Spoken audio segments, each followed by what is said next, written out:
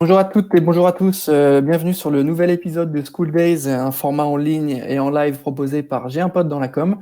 Aujourd'hui, nous recevons l'école ICAR, l'école de management de la culture et du marché de l'art. C'est une école qui va permettre de vous éclairer sur tous ces sujets-là, ces formations, ces cursus et les métiers de la culture qui sont assez larges. Pour répondre à toutes vos questions aujourd'hui pendant 1 heure, nous recevons deux invités de choix. Nous recevons aujourd'hui Nicolas Logero, directeur de l'ICAR, et Marie de la COSAD, coordinatrice des études de l'ICAR Lyon. Bonjour à vous deux et merci d'être présents avec nous. Bonjour. Salut Valentin, bonjour à toutes, bonjour à tous, merci. J'espère que tout se passe bien du côté de l'ICAR et que vous avez pu reprendre un petit peu tout l'aspect admission et accompagnement étudiant. On va commencer ce live très simplement avec la minute promo. Donc vous avez 1 minute pour présenter et pitcher l'ICAR à ceux qui nous suivent. Alors c'est moi qui me lance, Valentin? Avec plaisir, c'est toi. Ok, avec plaisir. Déjà, merci beaucoup, on est vraiment ravis d'être là. Bravo pour votre format d'émission. On va essayer d'être passionnant. On va essayer. Dans la culture, c'est mieux en tout cas. Donc l'ICAR, en quelques mots, donc j'en suis le directeur. Marie a créé l'école à Lyon avec une première année, une quatrième, une cinquième année.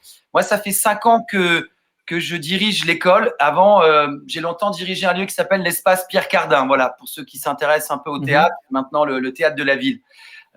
L'ICAR a été fondé en 63, Valentin.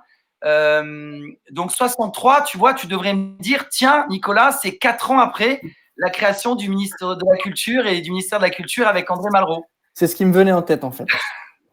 Et donc, l'ICAR a été effectivement assez pionnière et est restée l'école unique d'ailleurs dans le secteur pendant à peu près 25 ans, avant que dans les années 80, d'autres écoles puissent venir compléter le tableau.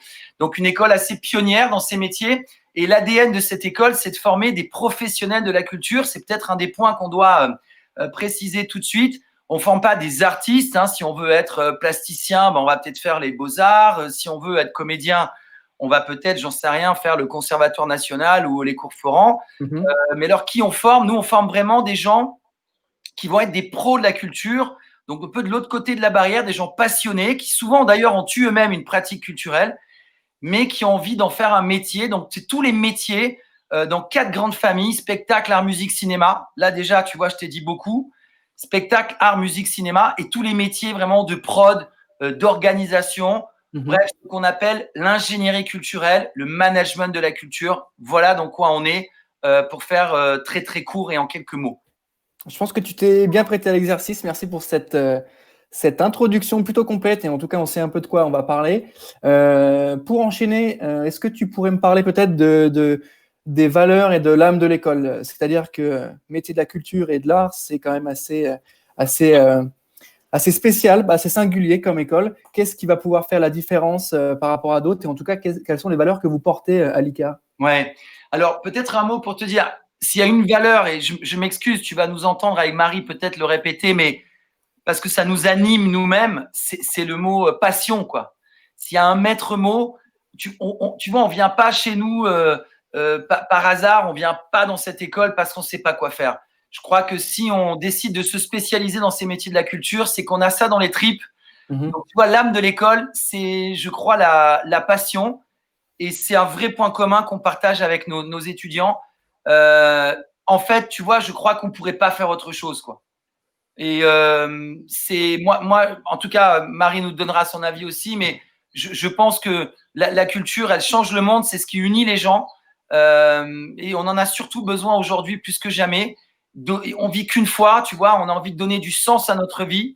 Et c'est ça, moi, que je vois, c'est ces yeux qui brillent chez nos étudiants, d'avoir envie de faire ces métiers pour être les 2 pieds sur terre, avoir envie d'être connecté avec les autres, de partager des valeurs. Le maître mot, c'est la passion. Et peut-être pour te dire, l'âme également de l'école, c'est vraiment l'insertion. Tu vois, on serait à moitié entre, et ça, on va en parler, j'imagine, après dans les contenus, mais tu vois, on est un bout d'école de commerce parce qu'on va doter des outils. Il y en a besoin dans le métier. Management, marketing, droit, gestion, tu vois, c'est impératif. On ne peut pas travailler dans ces métiers sans ces outils. Et on va doter également de la culture générale. Donc, c'est vraiment le complément des deux et river sur l'insertion pro, quoi. On vient pas enfiler des perles, on vient vraiment choper un job chez nous. C'est vraiment ça l'idée. D'accord, donc ça c'est vraiment ce qui ressort un petit peu de l'école. Donc tu m'as dit former des professionnels, mais aussi des gens qui ont un engouement et qui sont quand même passionnés par le métier, parce que Ouais, c'est quand même l'essentiel dans ces métiers de la culture ou ça. ces métiers de l'art où il faut quand même porter ça en soi euh, pour être dessus tous les jours, je Tu pense. sais, Et c'est ouais, bien de le préciser. absolument. Et pour boucler, tu vois, je vais te dire, dans nos métiers, si tu as ça, si tu as cette niaque, je vais dire ce mot de niaque, je sais pas comment le dire différemment, si tu as ça en toi, eh ben, tu rentres. Il y a juste, il y a pas photo, quoi. Et je vois Marie faire, hein, tu partages. Et donc, c'est ça qu'on veut. Donc, dès l'entrée, on veut cette énergie, on veut cette niaque. On a des gens passionnés, ils ne pourraient pas faire autre chose. Et là, on y va, on défonce tout, quoi. Nous, on va donner les outils, les contenus, la culture générale, et on y va, on va créer le réseau, et voilà. Et on est à fond. Ok, merci pour ces précisions-là. Je pense que ça parle à ceux qui nous suivent. En tout cas, ça leur donne peut-être à voir un peu l'état d'esprit de l'école. Est-ce que maintenant, on pourrait avoir maintenant des chiffres clés? Parce que ceux qui nous suivent en live aiment bien prendre des notes, ou en tout cas, ça leur permet d'en savoir un peu plus de manière globale. Des chiffres sur l'école, sur les diplômés, sur les anciens, sur le nombre d'étudiants peut-être, ou le nombre de mois en stage, tous ces éléments-là un peu plus chiffrés. Oui, mais là, je peux effectivement répondre à cette question. Pour reprendre effectivement ce que disait Nicolas, notre école existe depuis 55 ans. Donc, ça, voilà, on a 55 ans d'expertise, 55 ans de savoir-faire avec tous ces étudiants. On a également un autre chiffre clé qui est très important, qui est nos 6000 diplômés, hein, tout ce réseau alumni qui permet également du coup à nos étudiants de rebondir. C'est vrai que dans de nombreuses structures culturelles, vous allez retrouver des anciens LICAR, donc ça c'est vraiment quelque chose de très fort et qui est animé au sein de l'école par le biais de nombreuses masterclass, d'événements forts, de rencontres qu'on peut organiser. Et puis, vous en parliez aussi, ce sont les 23 mois de stage que les étudiants vont pouvoir faire au sein de leur cursus à l'ICAR. Puisque dès la première année, en fait, les étudiants font un stage. En première année, il y a un stage qui doit être de 1 mois et puis ça va crescendo comme ça jusqu'au stage de 6 mois, qui est ce stage de fin d'études en fin de cursus en 5e année. Donc voilà, 23 mois de stage, c'est aussi un chiffre fort pour l'ICAR. D'accord, donc c'est utile à noter, c'est intéressant à noter. Maintenant, moi, ma question, elle est, OK, il y a beaucoup de musées, il y a beaucoup de choses sur Paris, mais l'art et la culture, c'est quand même deux éléments très forts en France, très puissants en France, et pas que en région parisienne. Est-ce que l'ICAR est présente sur d'autres campus que le campus parisien? Oui, oui, bien sûr. Bah, l'ICAR, elle est présente partout où il y a de la culture en France, en réalité. Presque. En tout cas, Pardon, presque. En tout cas, Presque. dans quelques-unes des villes les plus importantes. Donc, elle existe à Paris depuis 55 ans. On l'a déjà dit. On a la possibilité à Paris de faire le cursus en entier, hein, donc de la première à la 5e année. Ça, c'est aussi important de le dire. L'ICAR est également présente à Bordeaux depuis une quinzaine d'années. Là, vous avez de la même manière qu'à Paris le cursus complet, de la première à la 5e année. Et puis à Lyon, moi j'ai eu l'opportunité effectivement d'ouvrir le campus de Lyon en septembre dernier, où on a pour le moment la 4e et la 5e année, Master 1, Master 2. On ouvre également la première année en septembre prochain, donc on va accueillir des petits bacheliers. Et puis l'année prochaine et l'année suivante, on ouvrira également la 2e et la 3e année. Et puis, les petits nouveaux, c'est le campus de Lille qui va ouvrir en septembre prochain, avec, de la même manière qu'à Lyon, la 4e et la 5e année qui vont être ouvertes. Voilà. D'accord, donc quand même présent sur toutes les grandes villes qui ont un Voilà. patrimoine assez large, notamment, je pense à Lille qui est peut-être parfois un peu trop oubliée, mais qui est très très riche en termes de culture comme ville, Exactement. avec des musées assez hallucinants.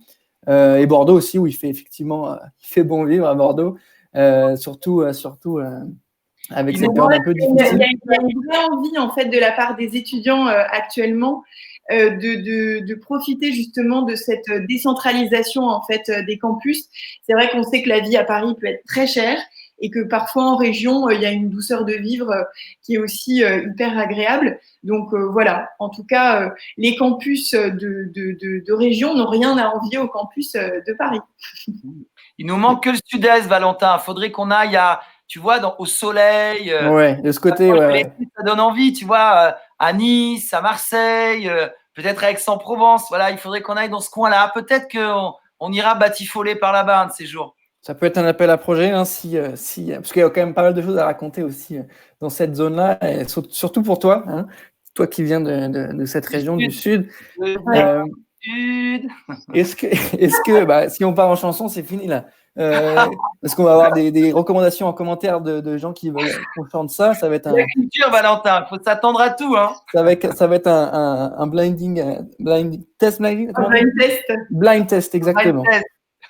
Merci pour ces éléments de précision. Est-ce que vous pouvez me parler un peu du nombre d'étudiants? Est-ce que c'est à taille humaine? Si oui, comment ça marche? Quels sont les étudiants présents sur les campus, à l'étranger, en stage?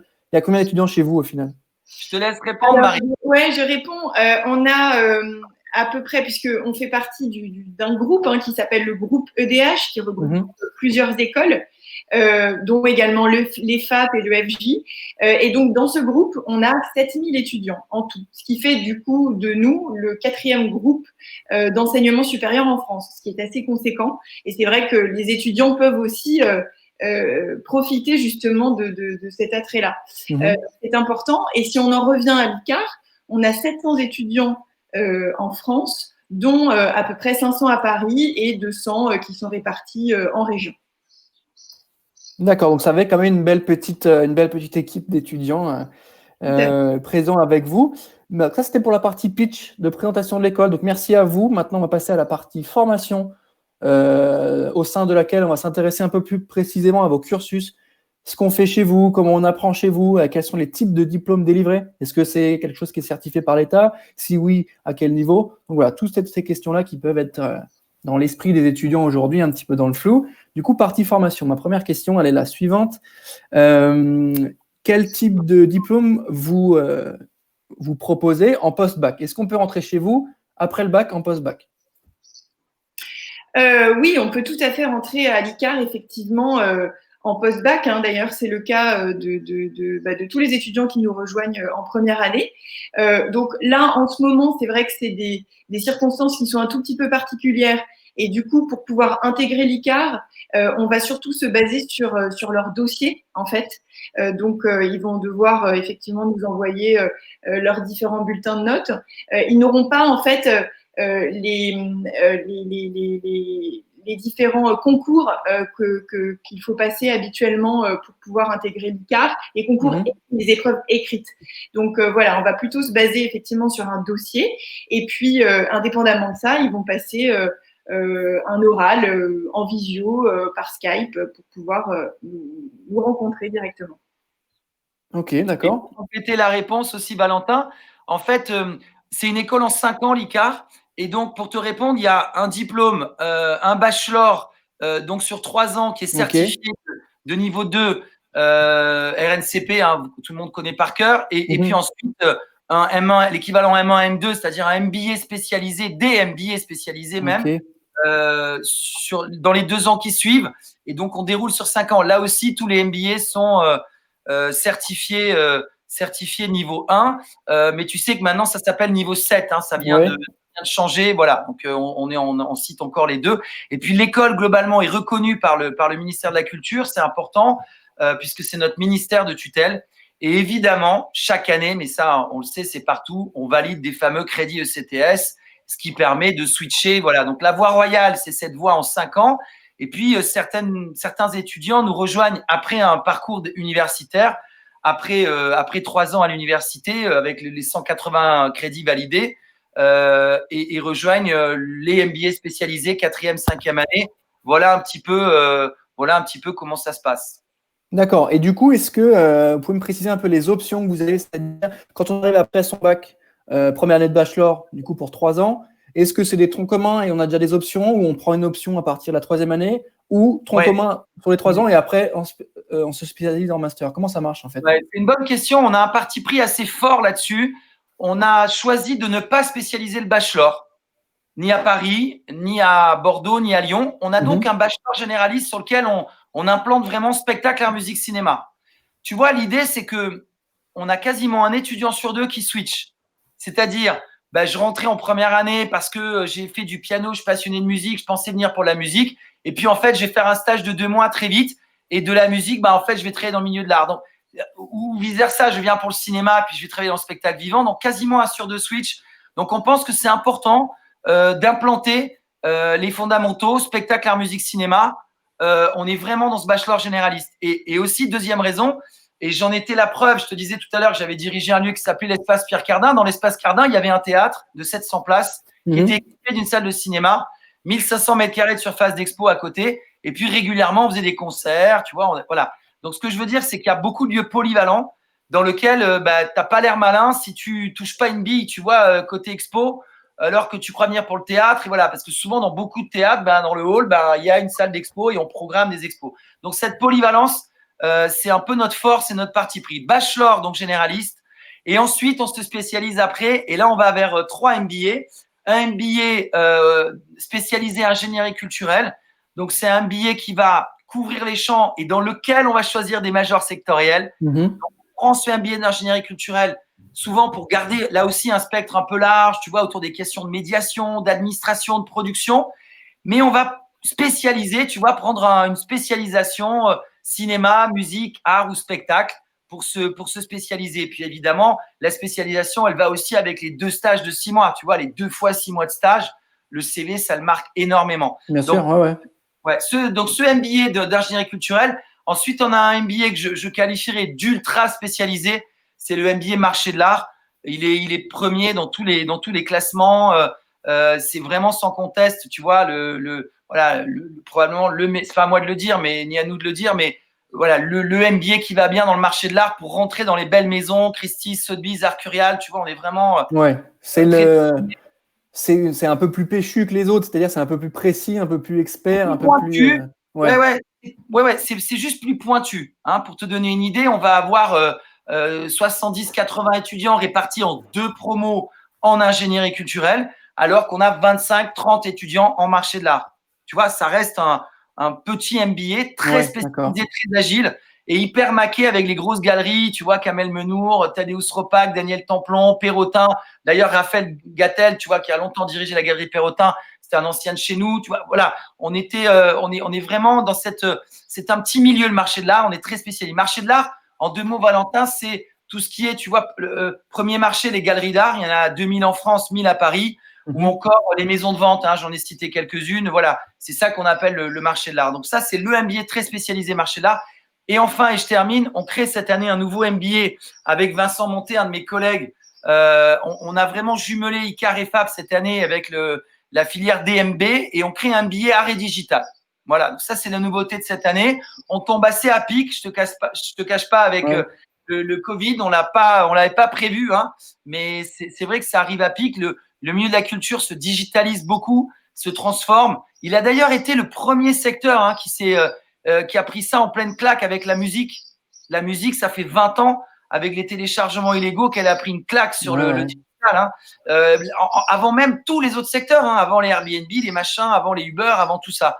Donc là, on crée un MBA qui va vraiment permettre aux gens d'avoir les bons outils et de les mettre en œuvre dans les équipements culturels. Voilà un peu les trois MBA de l'école. Ok, bah super, hyper clair. Je pense qu'on a bien résumé, un peu décortiqué tout ça et peut-être qu'on a pu éclairer sur les sujets de ces métiers-là, en tout cas de ces formations-là. Tu nous as parlé des stages, donc c'est quand même essentiel, notamment sur ces métiers-là où il faut quand même mettre les mains dedans, avoir quand même pas mal de gens qui sont déjà intégrés, aller rencontrer, se faire son petit réseau d'experts sur le sujet. Et je pense que les stages sont là pour ça aussi. Moi, j'ai une question sur la place de l'anglais. On l'a vu déjà hier avec votre école sœur qui est l'EFAP. Mais est-ce que vous avez des éléments un peu en anglais, sachant que ça peut être un sujet pour vos étudiants à vous? Oui, absolument. Merci aussi, c'est important. Ouais, partout en France, Paris, Bordeaux, Lyon, Lille, tu as à peu près un tiers des cours en anglais. Souvent d'ailleurs avec des intervenants, des pros qui sont eux-mêmes anglophones. Et alors ici, ça peut être du marketing, ici, ça peut être l'histoire de l'art. Mais voilà, à peu près un tiers des cours en anglais. Ça nous paraît hyper important. De même que Marie le rappelait tout à l'heure, tu vois, 80 universités partenaires dans le monde hein, de l'ICAR. Donc, on est partenaire du programme Erasmus+. Donc, vraiment, l'idée, c'est que ça parte beaucoup.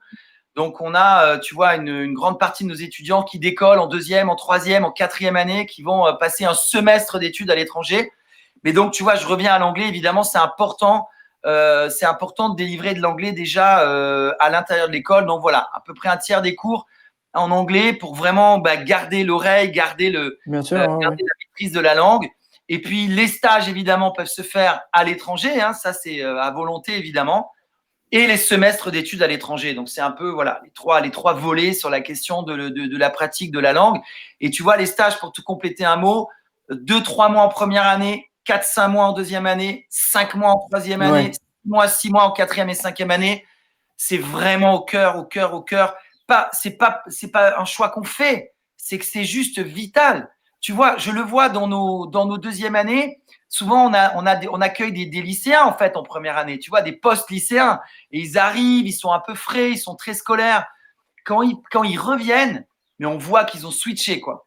Ils ont switché. Ouais, ils ont pris un peu ils de… ont mis les mains dedans, ils ont bossé. Et tu vois, ce qui est génial, je te disais, la polyvalence du bachelor. Parce qu'il y en a qui ont adoré. Moi, j'ai adoré. J'ai bossé chez un agent, une agence artistique qui s'occupait de comédiens, tu sais, en mode 10%, la série. Ouais.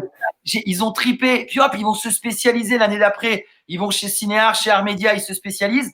À l'inverse, ils vont aller dans un truc, ils ont détesté, hop, ils switchent l'année d'après. C'est ça la clé. La clé, elle est là. C'est pas que les cours et les outils, c'est vraiment, je touche du doigt mon métier et j'ai adoré et hop, je me spécialise. J'ai moins aimé, tac, je switch, je vais plutôt aller dans une galerie, tac, je vais plutôt aller dans un musée, etc. Donc, surtout pour ces métiers-là, hein, qui sont quand même plus ou moins, qui sont quand même assez spécifiques et on peut pas forcément se faire une idée sans, comme tu dis, hein, sans mettre un peu le pied dedans et aller rencontrer, aller au contact des gens, parce que ça se trouve, voilà, on aime un métier en théorie de ce qu'il en ressort, et au final, quand on le pratique, on se rend compte qu'on n'aime pas tellement le contact avec les autres et qu'on préfère travailler de son côté, ou à l'inverse, on préfère rencontrer des gens et on se rend compte que le métier là, c'est plutôt un métier d'écriture où tu es un peu tout seul. Donc, je pense que c'est bien comme tu le dis, hein, comme tu le précises, de mixer les cours et cette partie stage qui est quand même sur le CV, une fois qu'on sort de plusieurs années chez vous, qui est quand même pas négligeable en termes d'expérience et de mois cumulés. Donc, c'est quand même intéressant de le noter. Et tu vois, pour te faire un focus métier, Valentin. Ouais, c'est ce que j'allais te demander. D'accord, pardon. Tu vois, donc, ce qu'il faut retenir, je vais te la faire en 20 secondes, c'est vraiment 4 secteurs, on l'a compris. Hein. Spectacle, art, musique, cinéma, on a compris où on était, le cœur des secteurs de la culture. Et on va être dans des métiers de production. Aussi bien dans le cinéma, on voit de quoi on parle, on va produire des films. En musique, on voit de quoi on parle, on va produire un EP, on va développer un artiste. Donc, tous les métiers de production, les métiers de médiation. La médiation, c'est ce qu'il y a entre l'œuvre d'art et le public. Et ben entre les deux, il faut donner l'accès à l'œuvre au public. Donc, il faut, si tu veux, avoir ce rôle de médiateur pour pouvoir amener le maximum de public, développer les publics. On a un grand champ également de communication parce que évidemment, c'est bien de faire, hein, mais il faut le faire savoir. Donc ça, c'est un enjeu absolument fondamental. Et en ce sens, tu vois, les gens qui ont eu un premier parcours avec de la com, c'est très très précieux parce que on va ensuite compléter avec des contenus de la culture générale. Ils vont mettre en œuvre les outils. Et puis enfin, je termine, tous les métiers également d'administration de lieux, de compagnie, gestion de lieux, tu vois, d'équipements culturels. Voilà, donc ça fait un champ assez grand, un grand champ événementiel également. La culture, c'est de l'événement. La culture, c'est un événement. Les festivals. On a bien vu. Hein. C'est un événement. Voilà, donc tu vois, c'est très très complet. C'est pour ça que je te disais tout à l'heure un mix entre une école de commerce, tu vois, et peut-être une école à l'image d'une école du Louvre, une école de contenu. On est vraiment dans cet équilibre-là. Connaissance, compétences, tu vois, vraiment outils et puis contenu. On est vraiment dans cet équilibre absolument indispensable à nos métiers. Voilà un peu l'approche. Et puis, tu as bien fait de me le préciser hein, sur les différents métiers, les différents secteurs. Quand on dit culture et art, c'est un petit peu flou, mais au final, c'est très global, c'est très complet, c'est très large. Mais voilà, ça reste quand même, on l'a vu aujourd'hui avec le Covid, hein, tous ces métiers de la culture et de l'art qui sont évidemment impactés, mais on se rend compte que voilà, sans ces métiers-là, il se passe beaucoup moins de choses, il y a beaucoup moins de choses qui vivent. Et on le ressent quand même assez fort. Et là, tous ces métiers qui ne sont pas forcément mis en exergue et qu'on ne connaît peut-être pas, aujourd'hui, quand ils ne sont pas là, on le sent quand même. Et on le sent quand même. as raison, dans le confinement, tu sais, qu'est-ce que tout le monde a fait dans le confinement, culture ou pas culture? On a vu des films, Netflix ou des films à la télé, on a vu des productions audiovisuelles en regardant la télé, c'est de la prod audio, c'est encore nous. Bien sûr. On a lu des livres, tu vois, c'est dans notre champ de la culture. Je veux dire, tout ce qu'on a fait, tout ce qu'on a pu faire, c'était autour de questions culturelles. On a joué de la musique, on a écouté de la musique. Enfin, tu vois, d'un coup, l'être humain, il fait quoi sans culture? C'est vraiment au cœur de… Donc, tous les métiers, tu vois, de médiateur culturel, de chef de projet culturel, de commissaire d'expo, d'organisateur de festival. On arrive à l'été là, j'espère que pas mal de festivals vont pouvoir se maintenir. Mais tu vois, tous les métiers autour des théâtres, l'organisation de théâtre, tous les métiers autour du cinéma dont je te parlais, responsable du visuel, etc. Voilà, tout ça, production, d'administration, de médiation, de communication, d'événementiel, tout ça, c'est beaucoup, beaucoup de métiers. Et donc, il n'y a pas une école pour un métier, c'est une école qui englobe ces secteurs et qui donne toutes ces cartouches. Et finalement, Valentin, l'ultra spécialisation, on y revient et la boucle est bouclée. Tu sais où elle est, l'ultra spécialisation? Elle est dans les stages. Elle est dans les stages. Elle est dans l'échange avec les professionnels qui vont te donner à voir le métier en lui-même et pas uniquement… Si tu veux être agent d'artiste, tu vois, est-ce qu'il y a une école en France d'agents d'artistes? Ben non, il y a une centaine d'agences d'artistes, il doit y avoir 500, 600 jobs. Il n'y a pas une école qui forme les agents. Donc, tu fais une école autour des métiers de la culture et tu te spécialises en étant agent et tu te formes aussi en faisant tes stages. Et puis, tu te sers de tes cartouches qu'on a eues en droit, tu vois, les notions de droit qu'on va sûr. Des fois, ça les embête, les étudiants disent « Ah, mais moi, je suis pas de droit. » Mais ah bon, et comment tu signes un contrat? Comment tu fais un contrat quand tu vas faire un contrat de coprod ou de co-réalisation? Et les droits d'auteur, surtout, comment tu comprends la SACEM, etc. Tu vois, c'est très, très, très complet. Ouais. Parce que mais c'est bien que je trouve ça intéressant que tu insistes là-dessus parce que oui, ça peut être très flou, mais en même temps, c'est très concret. C'est du droit d'auteur, c'est de la gestion de projet, c'est de la relation partenariat. Donc, c'est des choses qui sont très concrètes et qui existent dans d'autres types de secteurs et d'autres types de métiers. Et à la fois des choses très péchues sur lesquelles vous permettez d'avoir des connaissances techniques, théoriques, et du coup, le fait de mettre le pied en stage, comme tu l'as dit, permet vraiment de s'ouvrir et de comprendre si c'est ça qu'on veut faire, ou justement, comme tu le dis, changer d'option ou de parcours et trouver celui qui nous correspond. Exactement. Je me permets d'intervenir, c'est pour ça qu'on a aussi des étudiants qui ont des profils extrêmement différents qui nous rejoignent.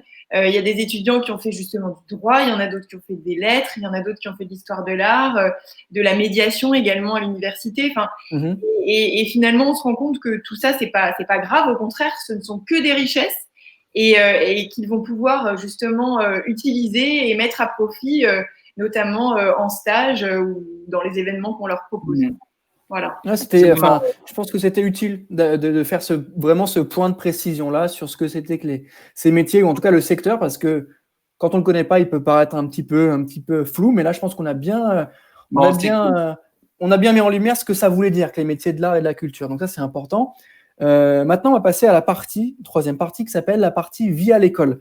L'objectif de cette partie-là, elle va être de comprendre un peu comment vous fonctionnez, comprendre ce qu'on va faire en termes de cours. Et est-ce qu'il y a des animations chez vous? Quels sont vos étudiants? Ce qu'ils y font, etc. Si vous êtes d'accord, je commence avec ma première question, qui est une question un petit peu technique, mais en même temps très globale, mais qui va vous permettre de me répondre et de comprendre l'avancée de ce secteur-là. Est-ce que la culture, c'est pas un secteur bouché? Ok, alors peut-être allez, je me la prends. Celle-là, c'est ta question piège. Elle est technique celle-là. Et après, je laisse la parole à Marie parce que là, j'ai beaucoup accaparé la parole. Marie, je m'en excuse. Non, alors, la culture, secteur bouché, c'est bien que tu mettes les pieds dans le plat parce que parfois, c'est un peu la caricature. Alors déjà, tu vois la crainte au niveau des statuts. Parfois, les gens qui connaissent pas du tout nos métiers, fantasment ou pas d'ailleurs, en disant « Ah, ben c'est intermittent, artiste. Ouais. » Tu as compris qu'on n'était pas là-dedans. On forme ni des intermittents, on forme ni des artistes, ni des techniciens. Donc, nous, les métiers pour lesquels on forme, c'est des jobs en contrat de travail classique. CDD, CDI, tu vois ce que je veux dire? Et complètement, c'est des gens qui vont être en job classique, voilà, dans des structures culturelles, etc. Bon, premier point. Deuxième point, sur le secteur de la culture en général. Tu sais, j'entendais il y a quelques jours le président de la République, Emmanuel Macron, c'était même hier, qui lançait le grand plan de 8 milliards, tu vois, pour l'automobile. Ouais. En fait, la culture, si tu veux, Valentin, et là c'est très concret ce que je vais te dire, cette dernière étude ministère de la Culture, c'est 7 fois plus important que l'industrie automobile. Tu m'entends? 7 fois plus important que l'industrie automobile. Le poids de la culture en France, c'est 1,2 million d'emplois. Donc, Et pour autant, très loin des clichés. Ouais, on bien est sûr. un pays de décentralisation. Tu as 70 centres dramatiques nationaux en France. Je te disais tout à l'heure, tu as 2000 galeries, tu as 5000 écrans de cinéma, tu as des milliers de festivals, tu as un écosystème majeur. Tu vois la présence de la musique. En musique, on n'est quand même pas les derniers des tocards en France, tu vois. On a des artistes qui s'exportent dans le monde entier, Daft Punk et compagnie. Enfin, tu vois, je ne vais pas tous les citer, mais donc, on a un tissu de labels, de maisons disques extrêmement important. Et donc, on est un pays d'exception culturelle. Et puis, je vais te dire un truc, Valentin. Tu vois, je citais l'automobile, ça me venait à l'esprit parce que hier, je voyais ça. Mais tu vois, l'automobile, les usines, ça fait longtemps qu'elles se délocalisent dans le monde entier. Là, nous, le Louvre, on ne va pas le délocaliser, tu comprends? Voilà, il y a 2000 emplois au Louvre, il y en a 1800 au Centre Pompidou. Nos emplois, ils sont là. Oui, c'est très concret. Ouais. On peut exporter notre culture, on peut créer le Louvre à Abu Dhabi, mais le Louvre, il reste à Paris, on ne va pas le délocaliser. Donc, et puis, je vais te dire, chaque année en France, cette année, ça va être un peu spécial, mais tu as entre 80 et 90 millions de touristes en France. Et tu sais pourquoi les touristes, ils viennent en France? Alors, ils vont peut-être voir Notre-Dame et Versailles, tu vois, mais ils viennent en France parce que c'est une terre culturelle. Moi, je crois que c'est le plus gros atout de la France. Le patrimoine, il n'y a pas un village sans un château à visiter, sans un, tu vois, au fin fond non, c'est clair, bien sûr. de ta campagne ou de la mienne. Parce qu'on y est, ouais. Voilà, il y a des endroits incroyables à visiter au-delà de Paris et des grandes villes. Et donc voilà, en tout cas, voilà, on est dans un milieu prospère et on est dans un milieu avec une employabilité jusque-là très bonne. Donc moi, je pense qu'il ne faut pas se paniquer. La crise sanitaire, j'espère qu'elle va être derrière nous. On va traverser une crise économique pour tout le monde. Ce n'est pas le secteur de la culture, c'est tout le monde qui va le prendre. Mais moi, je pense que nous, on va être les poissons pilotes, tu vois. On va être en tête et on va être les pionniers. Et je vais te dire, il y aura besoin de l'énergie de nos jeunes pour venir booster, réformer. On parlait de digitaliser tout à l'heure parce que c'est eux, c'est vous qui tenez ces outils. C'est pas la génération d'avant, c'est celle d'aujourd'hui et de demain. Donc moi, je crois que on a beaucoup à jouer, plus que jamais. Voilà. Non, merci pour ce message un petit peu inspirant et qui redonne un petit peu d'oxygène à ce secteur-là. Et tu as bien répondu. Je pense que non, effectivement, c'est pas un secteur bouché. À l'inverse, il y a beaucoup de choses à faire. Il y a beaucoup de gens employés, comme tu l'as dit, mais qu'on voit peut-être pas parce qu'on sait pas comment ça marche. Mais en tout cas, il y a énormément de monde. Dans la prod, dans les bureaux. Et n'oublie pas la niaque, Valentin. La fameuse niaque. Mais voilà, merci d'avoir répondu à ça et notamment sur la partie reprise, parce que là, post-confinement et post-Covid, il va y avoir un vrai plan de reprise, notamment sur les gens qui possèdent des théâtres, qui possèdent des lieux culturels qui vont être amenés à se mobiliser, et tous les professionnels du secteur qui vont être amenés à faire des choses sur le numérique. On l'a vu, il y a eu pas mal de lives, pas mal de choses faites avec de la musique ou des festivals qui sont transformés en concept uniquement numérique. Et il faut des gens pour gérer ça. Il faut des gens pour créer les idées. La génération, c'est les digital natives. Donc, je trouve ça, voilà, ce point-là, il est particulièrement pertinent parce que voilà, il va falloir des gens présents pour relancer ça. Donc, merci pour ce point-là très encourageant et qui fait du bien, je trouve. Marie, peut-être à toi de me répondre sur la prochaine question. Le profil type d'un étudiant chez vous. Ouais. Quel est le profil type? Qu'est-ce que vous attendez d'un étudiant qui souhaite venir à l'ICAR? Comme je le disais tout à l'heure, il n'y a pas vraiment de profil type, justement. Peu importe le bac que l'étudiant a pu avoir. C'est vrai qu'on se retrouve régulièrement avec des étudiants qui ont un bac ES ou S. C'est pas forcément des littéraires dès le départ qui nous rejoignent. Même s'il y en a beaucoup, c'est vrai. Mais voilà, après, peu importe aussi le parcours universitaire, comme je vous le disais tout à l'heure, on a beaucoup d'étudiants qui ont fait du droit, qui ont fait des lettres, qui ont fait des langues, qui ont fait des arts appliqués. Enfin, c'est extrêmement varié. Ce qu'on recherche surtout, c'est des étudiants qui vont être passionnés, pour rejoindre aussi ce que disait Nicolas tout à l'heure, et qui vont avoir du coup un projet professionnel qu'ils auront envie de faire aboutir justement grâce à nous. Donc voilà, je crois qu'il faut pas que les étudiants aient de crainte par rapport à ça. Moi, l'année dernière, à l'ICAR Lyon, en 5e année, j'ai accueilli un étudiant qui a fait l'école centrale à Nantes. Voilà, c'est un exemple parmi d'autres, et qui a trouvé un stage magnifique à la Philharmonie de Paris cette année. Donc voilà, peu importe le cursus universitaire, ce qui est vraiment important pour nous, c'est de nous retrouver face à des étudiants qui vont être passionnés, qui vont avoir envie de créer aussi leurs opportunités et non pas uniquement d'être là en attente.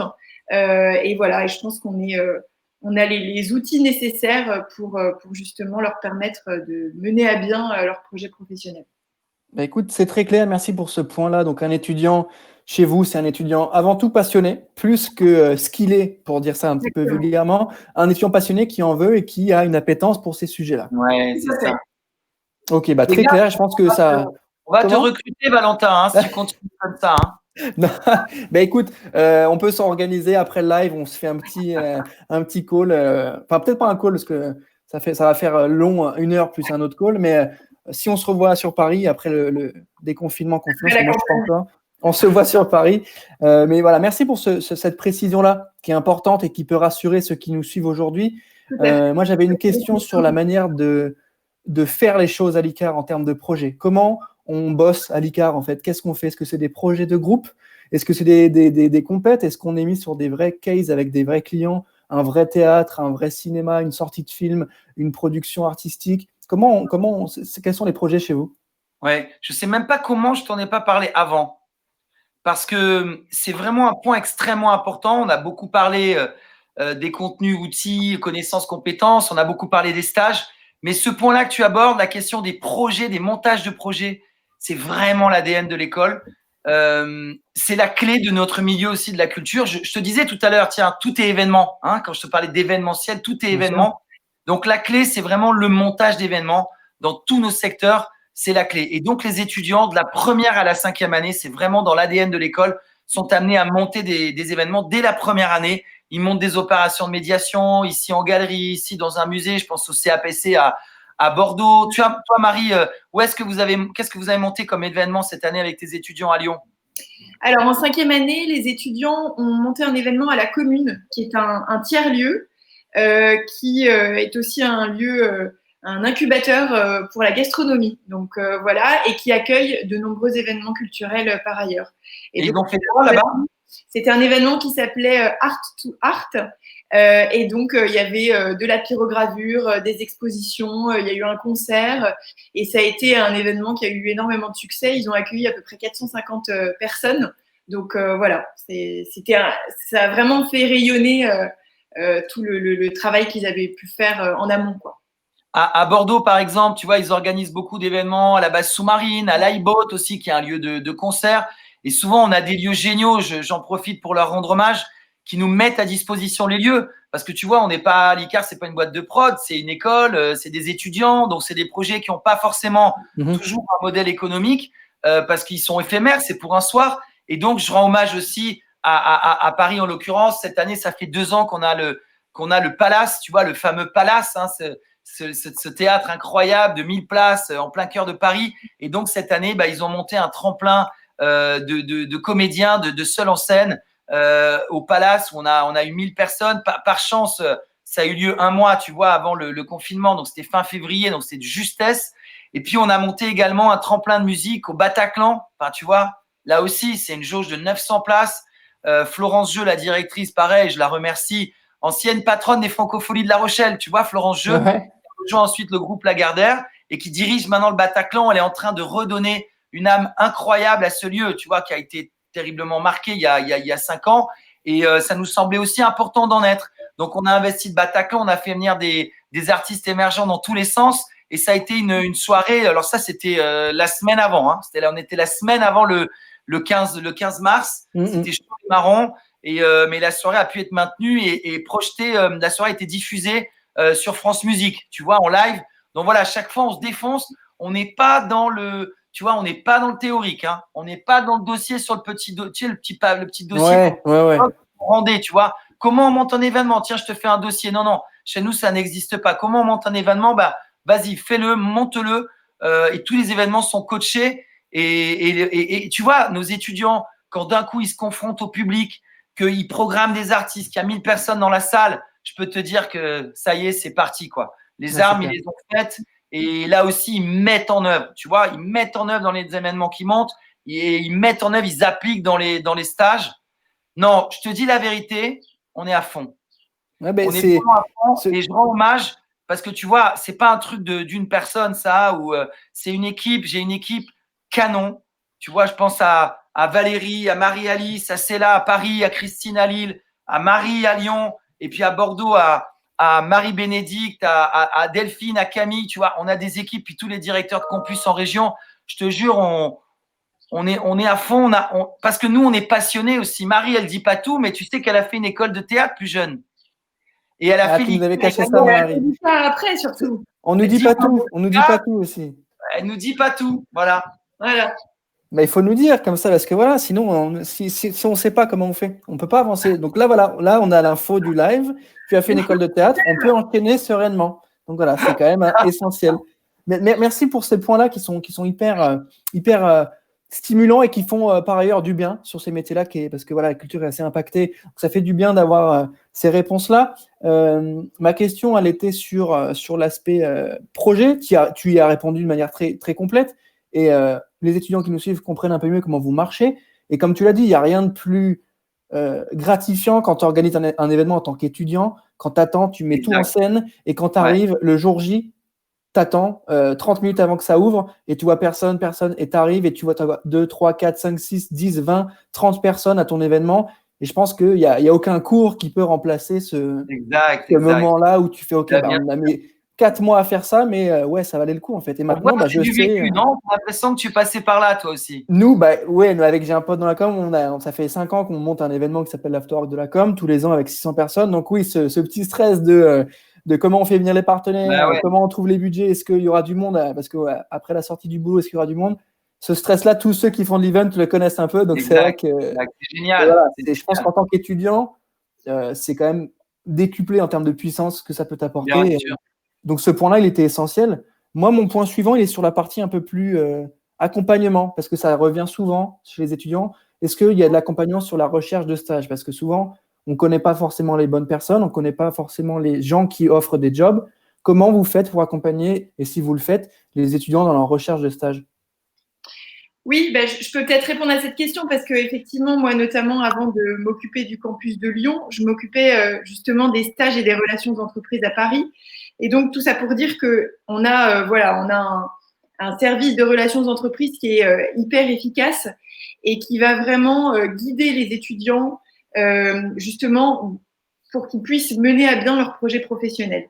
Donc, voilà, on a toutes sortes d'ateliers collectifs déjà qui sont proposés pour travailler, pour aiguiser vraiment les outils, le CV, la lettre de motivation, qui sont vraiment ces outils justement qui vont leur permettre tout simplement de candidater. Hein. Voilà. Et puis, indépendamment de ça, on est vraiment là pour les écouter, pour les coacher, voilà. Et on leur propose toute une série d'entretiens individuels. Je pense s'il y a vraiment quelque chose dont on peut se vanter, c'est justement le fait qu'on soit hyper à l'écoute par rapport à leurs souhaits, par rapport à leur stage futur. Donc voilà, il y a un vrai accompagnement qui est proposé aux étudiants dans le cadre de leur recherche de stage. Et le but, c'est vraiment de les rendre, justement, de les préparer un maximum à leur future recherche d'emploi à l'issue de l'ICAR.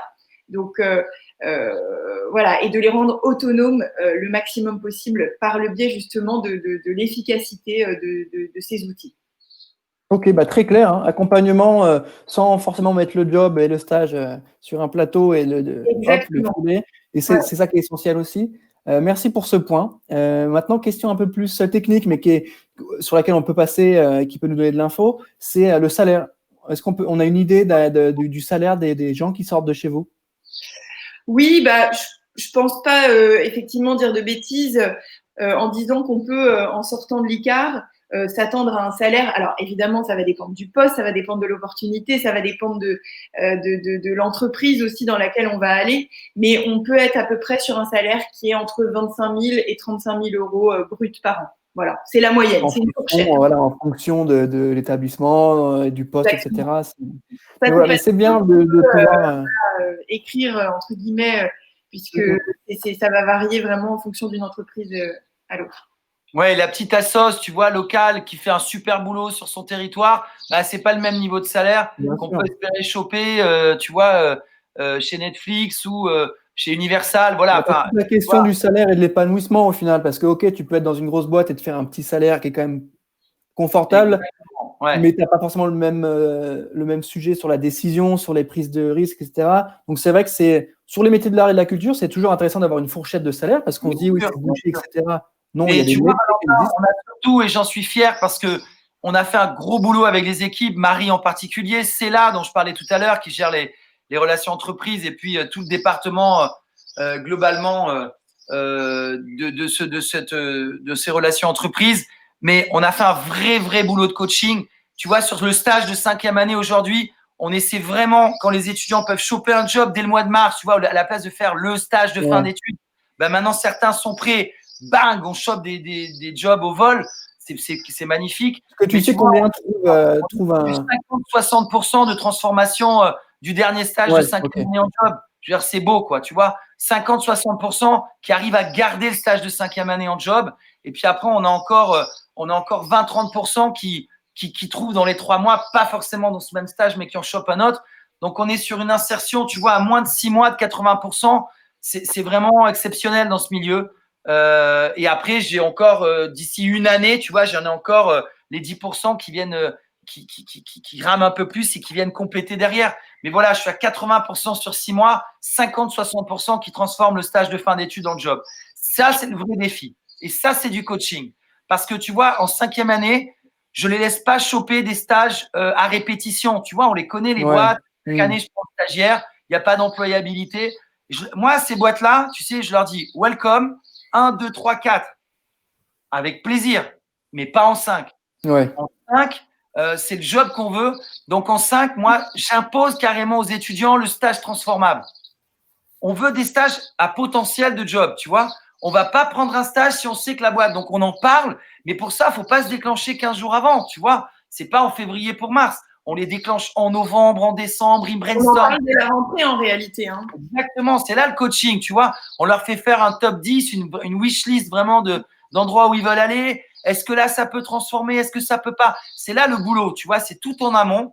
Et c'est comme ça qu'on a vraiment des très bons taux d'insertion, quoi. Et qu'on a placé nos MBA dans les meilleurs classements. C'est par ce boulot, c'est un gros boulot des équipes parce qu'on les sensibilise beaucoup, les étudiants, là-dessus, voilà. Donc voilà, une vraie relation avec les entreprises et une proximité avec les étudiants.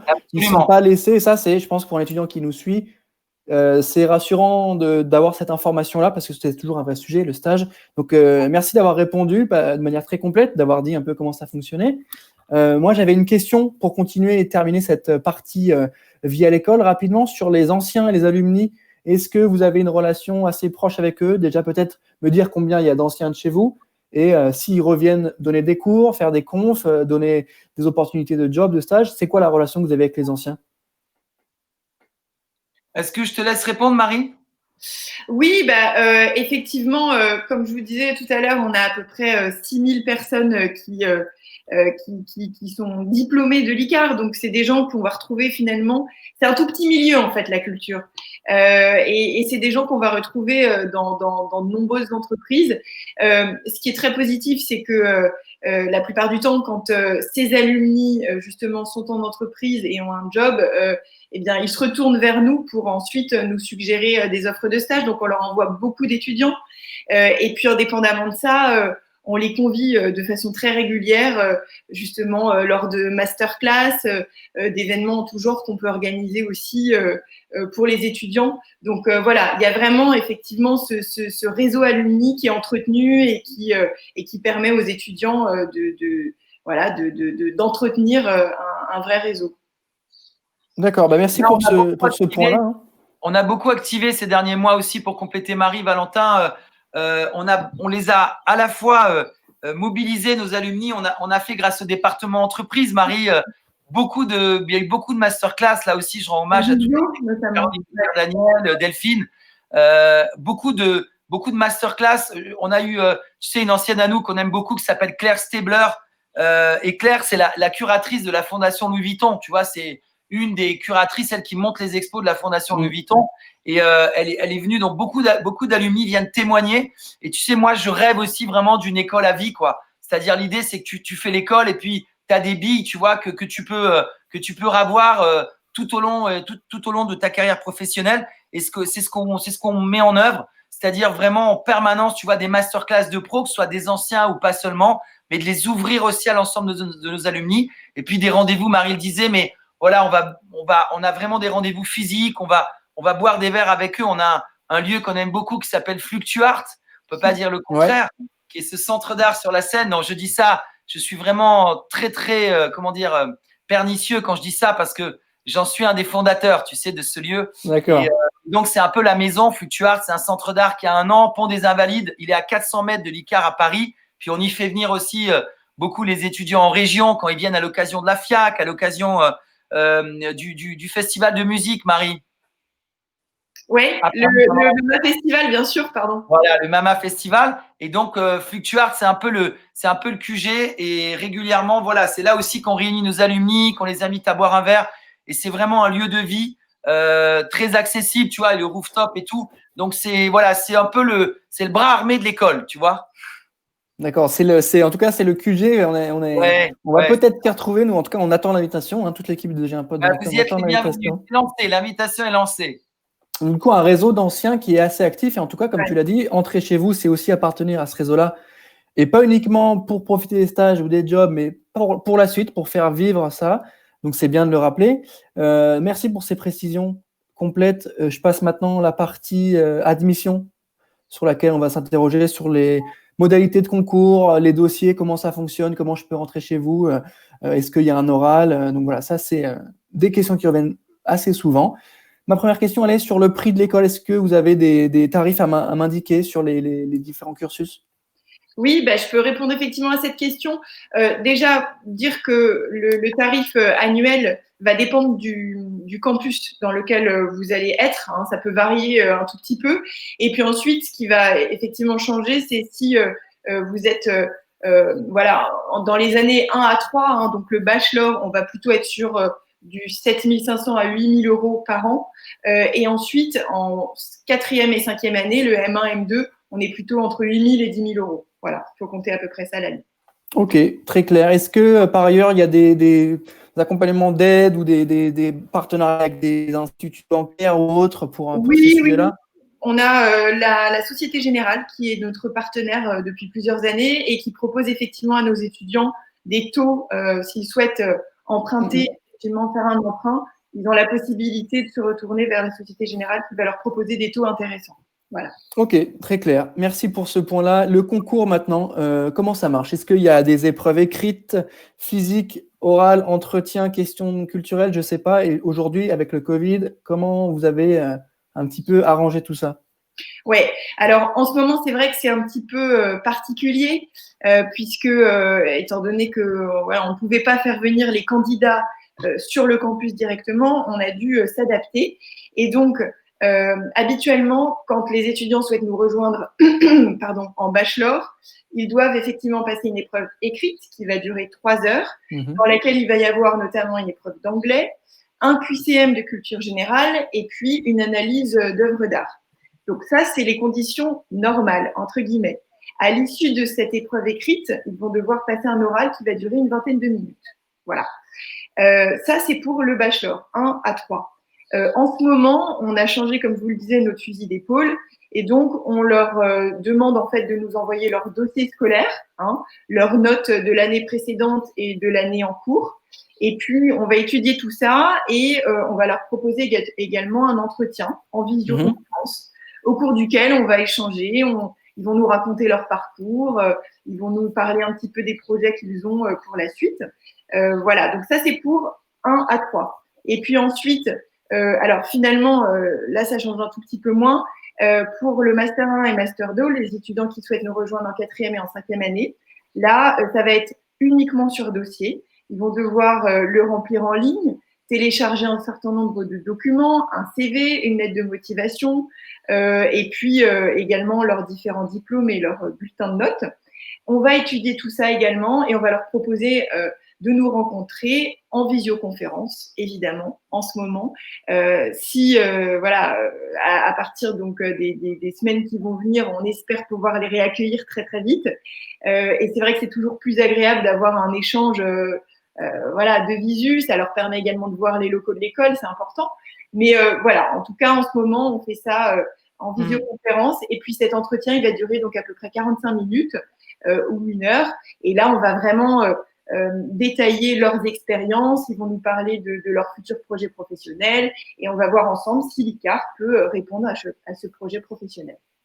Et merci beaucoup Marie. Et Valentin, tu sais, j'ai oublié de te dire, on a un complice quand même en régie, là, en prod, qui s'appelle Laurent. On peut quand même lui rendre hommage, le remercier. Absolument. Et dire aussi que vous avez certainement dû voir des images qui ont défilé. Et voilà. Et donc, Marie parlait des campus. Tu vois, il y a un truc canon sur lequel on est vraiment très fiers, très heureux à l'ICAR. Dans tous nos campus, on a mis de l'art vraiment au cœur des classes. Il n'y a pas une salle de classe qui n'a pas un mur peint, qui n'a pas un artiste qui est venu, un photographe qui est venu, qui a plaqué une photo de 3 mètres par 2, ou un graffeur qui est venu, qui a fait une fresque. Voilà, tu vois, donc on a vraiment la chance d'avoir des très beaux campus à Paris, à Bordeaux, à Lyon et à Lille. C'est vraiment des mini-musées, des mini-centres d'art. Et on en est super heureux parce que ben voilà, on s'est battu pour ça, on a réussi à le faire, on a avec un vrai soutien du président du groupe qui a une vraie sensibilité pour l'art, qui s'appelle Amine Kari, et donc on a vraiment développé l'art au cœur de l'école, ça c'est un vrai ADN. Et juste une parenthèse, quand j'entendais Marie parler, tu sais, de l'arrivée en 4e ou 5e année dans nos MBA, en fait on l'a pas précisé, mais tu vois, ça me paraissait important. La voie royale, bon, c'était 1, 2, 3, 4, 5, on a compris. On a vu que certains étudiants pourraient nous rejoindre après une licence, quelle qu'elle soit, en 4e année. Donc, pour faire 4-5, le MBA sur 2 ans. Mais on a aussi une entrée directe en 5 pour des gens qui ont fait un M1. Parfois, tu vois, en histoire de l'art, ils ont les contenus, mais ils n'ont pas la mise en œuvre. Parfois, pour des gens qui ont pu, à l'inverse, on parlait de la com tout à l'heure, tu vois, certains même de l'EFAP, d'ailleurs, beaucoup en interne, qui ont une 4e année EFAP et qui veulent aller l'appliquer dans la culture. Et donc, on a aussi l'entrée directe en 5e année. Voilà, je voulais le préciser. Entrée directe 4 ou 5. Bah, tu fais bien. Hein. C'est les questions qui reviennent souvent. Est-ce que voilà, j'ai fait un master à la fac en cinéma, est-ce que je peux venir chez vous, ou j'ai fait quelque chose d'un peu plus technique, est-ce que ça va? Je voulais dire un dernier truc, Valentin. Un dernier truc, c'est que c'est important de parler de ces sujets-là. Il n'y a pas de tabou. C'est que, tu vois, quand ça nous est tombé dessus, le Covid, bah, personne ne pouvait imaginer au monde, tu vois, qu'il pouvait se passer un truc pareil. Et en quelques jours, on a switché et on a basculé l'intégralité, tu vois, de notre maquette pédago en ligne. Et là aussi, tu vois, excuse-moi, je radotais beaucoup, mais hommage aux équipes, parce que juste, tu vois, nous, on a juste travaillé double, quoi. Tu vois, on a travaillé double, on s'est défoncé pour qu'il y ait cette communauté pédagogique. Et donc, tous les cours, tout le volume de cours, tous les intervenants, je veux leur rendre hommage aussi, tu vois, on a plus d'une centaine d'intervenants qui sont des pros en France.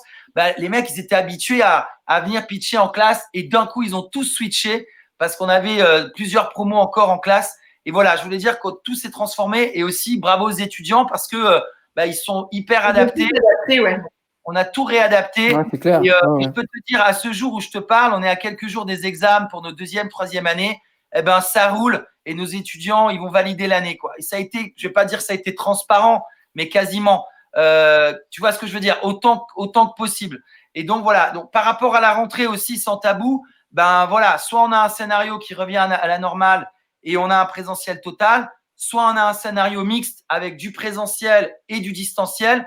Et soit s'il y avait une 2e vague ou quoi, tu sais pas, on sait pas. Hein. C'est voilà. Donc si on avait des mesures sanitaires du gouvernement imposées, ben on est aussi capable de faire un distanciel total. Voilà. Donc tous les scénarios sont possibles. On est prêt.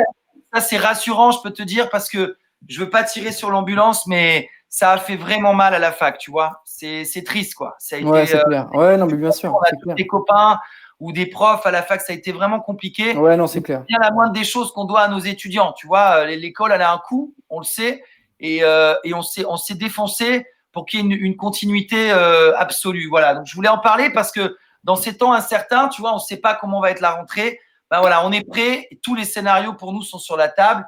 Et quoi qu'il en soit, il y aura cette continuité pédago pour valider l'année le plus sereinement possible. Merci pour ce point-là, notamment sur la partie cours qui s'est transformée, qui s'est très bien digitalisée, notamment pour les profs et les étudiants qui ont fait l'effort. Donc, c'était important de le préciser. On va se prendre 2-3 minutes pour terminer pour la partie questions-réponses sur des éléments qu'on aurait notés qui peuvent intéresser les étudiants ou qu'on aurait peut-être oublié de citer ou qui peuvent revenir Donc, partie question-réponse. Moi, ma première que j'ai en tête, elle est sur l'aspect BDE. Est-ce qu'on peut avoir un petit point rapide sur est-ce qu'il y a un BDE à l'école? Est-ce qu'il y a des assos? Comment ça marche en dehors des cours et des stages? Ouais, alors je commence. On a des BDE dans chacun de nos campus, hein, ça fonctionne évidemment par campus. Et on a des BDE et qui sont souvent mixtes entre EFAP et ICAR. Et souvent, au sein de ces BDE, il y a des mini BDA, hein, des bureaux des arts qui sont créés, qui rivent plus particulièrement sur l'organisation de projection de films au sein des campus ou d'organisation d'expos, parfois de collecte. Et ça me touche assez. On est assez proche d'une association qui s'appelle la Mie de Pain, qui est le plus grand foyer de SDF en France, tu vois, qui aide un millier de sans-abri. Et nos étudiants, plusieurs fois dans l'année aussi se mobilisent sur des collectes de livres ou des collectes parfois un peu d'argent avec des ventes de gâteaux ou d'objets, etc. Donc ça, je suis assez sensible à ça. Et te dire aussi, c'est très important sur nos étudiants, on leur paye tous, tu vois, une année de sortie culturelle gratuite. Marie, à Lyon, tu le fais avec une carte culture. Comment ça s'appelle à Lyon? Oui, tout à fait. Ça s'appelle la carte culture. Et effectivement, les étudiants bénéficient d'un certain nombre de sorties culturelles à l'année. Voilà. Tous les secteurs, ils peuvent aller au cinéma, ils peuvent aller voir un opéra à l'Opéra de Lyon, aller au Théâtre des Célestins, voilà. Parce qu'il y a une partie intégrante de leur cursus, quoi. Et à Paris, on leur offre une année de sortie culturelle, un club qui s'appelle le Club Artistique Réseau. Et donc, on prend ça en charge pour eux, hein, et ils sortent gratuitement dans 300 pièces de théâtre par an, tu vois, 80 concerts, 50 films. Donc, une année de sortie culturelle gratuite. Dans tous nos campus, on a intégré cette question-là, tu vois, parce que c'est hyper important qu'ils sortent. Oui, bien sûr. Il y a les cours, les stages, mais… Aller voir des films, aller voir sortez. Des concerts, des expos, c'est super important. Donc ça, on le prend en charge et ça fait partie de cette vie associative dont tu parlais. Ouais. C'est clair. C'est voilà, les cours, les stages et aussi la capacité à sortir, voir des choses, et l'école l'encourage, donc c'est très bien. Autre question un peu plus technique rapidement sur le parcours. J'ai un bac scientifique, j'ai pris des options SVT, physique, chimie, maths appliquées. Est-ce que j'ai une chance de rentrer chez vous? Si oui, qu'est-ce que je peux faire pour gonfler mon dossier? Est-ce que, c'est-à-dire que je peux, si je fais de la photo, je le précise, ou ça vous intéresse pas, il y a que les notes? Qu'est-ce que je peux faire pour, en tant que scientifique, rentrer chez vous? Oui, tu veux que je réponde, Nicolas? Oui, bien sûr. Effectivement, comme on le disait tout à l'heure, si ce jeune homme nous prouve qu'il a un projet professionnel, qu'il est passionné, que effectivement la filière qu'il avait empruntée auparavant n'était pas exactement représentative de ses choix actuels, bien sûr qu'on va l'accueillir à l'ICAR.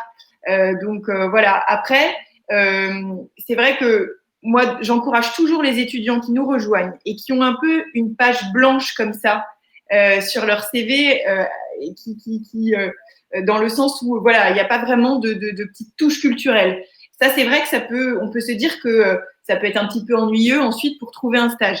Donc moi, ce que je vais toujours les encourager à faire, avant même d'intégrer l'école, c'est du coup de trouver des petites missions, d'être bénévole lors d'un festival. Par exemple, ce qu'on peut espérer, c'est que les journées du patrimoine auront lieu au mois de septembre. Voilà, soyez bénévole, allez proposer votre aide dans un musée pour faire de la médiation dans le cadre de journées comme ça, comme les journées du patrimoine ou comme la Nuit Blanche à Paris.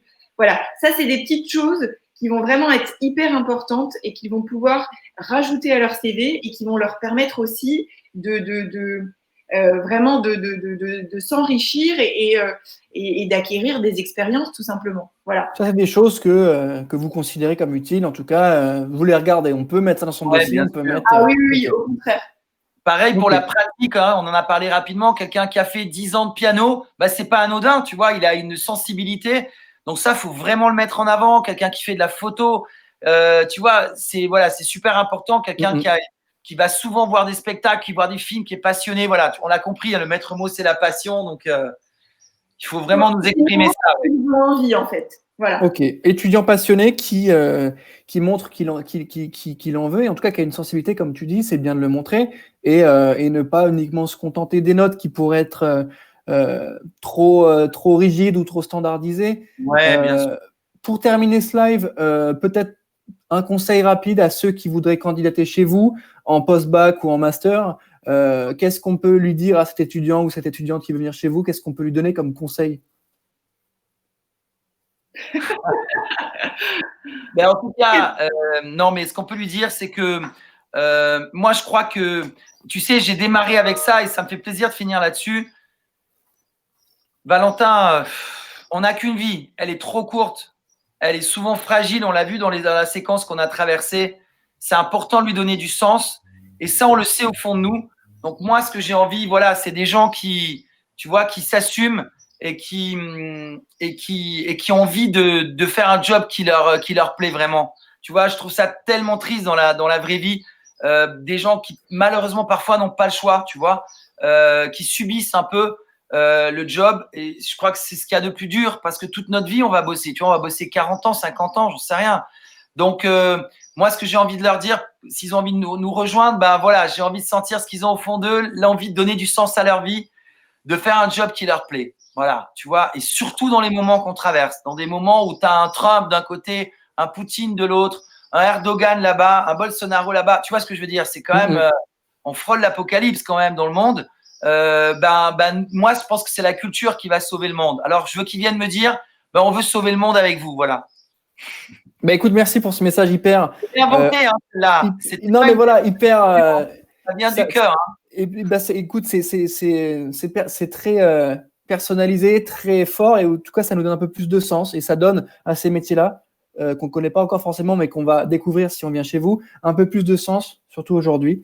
Donc, merci pour ce dernier point, Nicolas. Merci, Marie, également, pour ta présence sur ce live. Je vous remercie tous les deux d'avoir pris le temps de répondre à nos questions dans le cadre de ce nouvel épisode de School Days.